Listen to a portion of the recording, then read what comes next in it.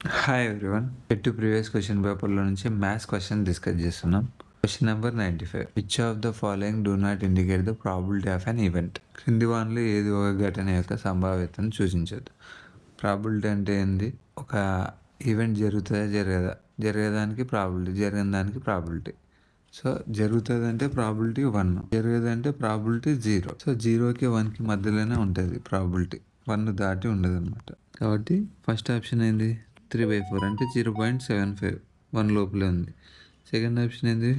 1.75 అంటే 1 కంటే పైన ఉంది. సో ప్రాబిలిటీ 1 కంటే పైన ప్రాబిలిటీ వచ్చే అవకాశం లేదు. థర్డ్ ఆప్షన్ చూసుకుందాం. 15.3% అంటే 15/100, 0.15.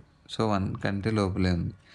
0.999, 1 కంటే లోపలే. సో మనకి do not indicate the probability అంటే సెకండ్ ఆప్షన్ 1.75 ప్రాబిలిటీ కింద రాదు. Question number 96.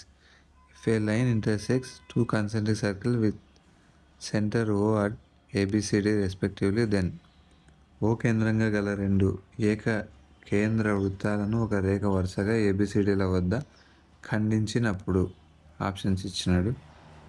ఇప్పుడు 2 concentric circles అంటే డయాగ్రామ్లో ఇక్కడ ఇచ్చినట్లు సెంటర్ కాన్స్టెంట్ ఉంటుంది, 2 సర్కిల్స్ ఫామ్ అవుతాయి.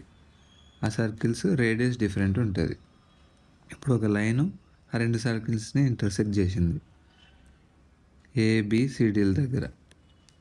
Okay, centre O. ఇప్పుడు O నుంచి ఆ లైన్కి పర్పెండిక్యులర్ గీస్తే M దగ్గరికి, అప్పుడు ఇట్లుంటుంది O నుంచి M దగ్గరికి.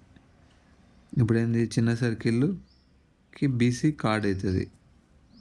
OM BCని బైసెక్ట్ చేస్తుంది, అంటే BM = MC. అట్లనే ఆ OM పెద్ద సర్కిల్ కార్డ్ ADని కూడా బైసెక్ట్ చేస్తుంది. So AM = MD. ఇప్పుడు ఫస్ట్ దాన్ని సెకండ్ ఈక్వేషన్ నుంచి సబ్స్ట్రాక్ట్ చేసినాం అనుకో, అంటే AMలో నుంచి BM, AM దీంట్లో నుంచి BM ఇది తీసినామంటే AB వస్తుంది.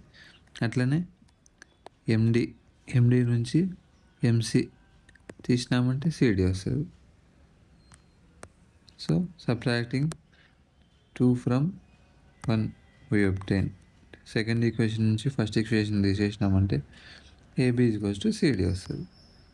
First option answer AB = CD. Doubts ఉంటే కామెంట్ చేయండి. వీడియోని ఇస్తే లైక్ చేయండి, షేర్ చేయండి, సబ్స్క్రైబ్ చేయండి.